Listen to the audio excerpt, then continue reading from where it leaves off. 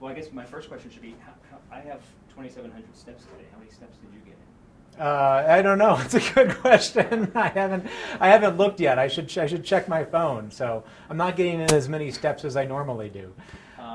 I'm learning what an impeachment manager is. When did you understand what an impeachment manager is and does? Yeah. So I've been familiar with the concept of an impeachment manager for a long time. I've been following the impeachment proceedings, the inquiry, since it kicked off in September very closely. I obviously reviewed all the documents and looked at all the materials prior to my vote, because it was a very serious and important vote, and was familiar with the process. This is something that I wasn't expecting. I wasn't lobbying for this, but was very humbled when I was asked by my colleagues to represent them in the proceedings. Why do you think you're a first-term congressman? You weren't part of any committee that heard the impeachment. Why do you think you're picked to be one of the impeachment managers? Well, I think if you look at this team, one of the things that's really striking to me is the extent to which this team represents the diversity of America. From different parts of the country, law enforcement backgrounds, military backgrounds, legal backgrounds, racial diversity. This is a team that can represent the country, and I think do it well. In my background, I kind of bring two important lenses to this. I've been a lawyer. So I'm familiar with courtroom procedures. I know my way around a courtroom, and leadership was very clear that was going to be very important to them, because ultimately this is a trial. But I also bring my military background as well. I've been very vocal for months about the extent to which the national security component of this, how the thrust of the abuses of the administration go towards national security, and how grave that is. I know what it's like to be that private with boots in a uniform on the front lines, and to need to be supported. And we have over 60,000 American troops in Europe. And the idea that the president would abuse his power and withhold military aid from a critical ally that's at war, and really put at risk our troops that are serving in that region, was very shocking to me. From the legal standpoint, as a prosecutor, you're basically acting as a prosecutor. Have you prosecuted in the past? I have. I actually did a stint, I largely had a private practice, but I did a stint as a special prosecutor for the city of Denver, and tried some criminal cases during that time. So I have a variety of different background in law. I've done civil litigation, a little bit of criminal litigation, business compliance, and internal investigations as well. Can you take me through being asked? Were you asked or told you're going to be an impeachment manager? No, I was asked. The leadership just doesn't compel people to do certain things, and I think people that know me know that I can't be compelled to do certain things. There's certainly a request, but I don't get into private discussions with other members. I respect the confidentiality of private discussions with my colleagues, both Republican and Democrat, in the House, and I think they all respect that. Did you have any hesitation? Well, I had to think about it, right? I mean, obviously this came as some surprise to me, since I hadn't been lobbying for it. I had to talk with my wife. There's one thing that people know about me. It's that my wife and my family and I are a team.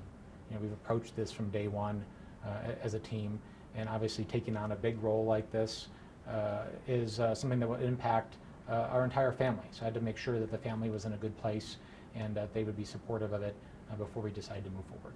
Having voted against Speaker Nancy Pelosi to be Speaker, do you have any reason to believe you're being put out on a limb for any reason, as perhaps payback for not voting? Like, we're going to put him on a national spotlight and give him all the flack that comes with that because he didn't vote for him. I've never thought about that as a component here. I honestly don't think politics is playing in this. I really don't.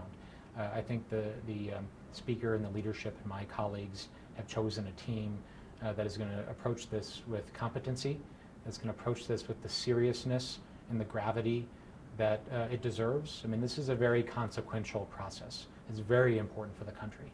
And at the end of the day, you need a team that has the background and the experience and the skills to do it the right way, and that's what we're going to do. What does preparation look like?